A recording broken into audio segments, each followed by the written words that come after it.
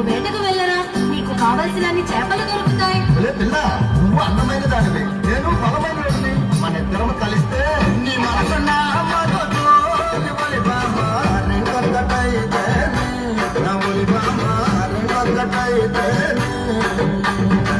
నీ తనువన్న తను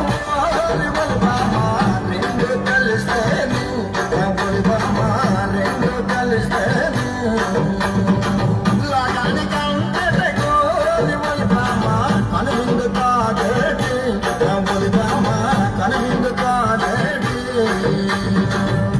చాలారి అమ్మతో అలా మాట్లాడటం తప్పు కదా.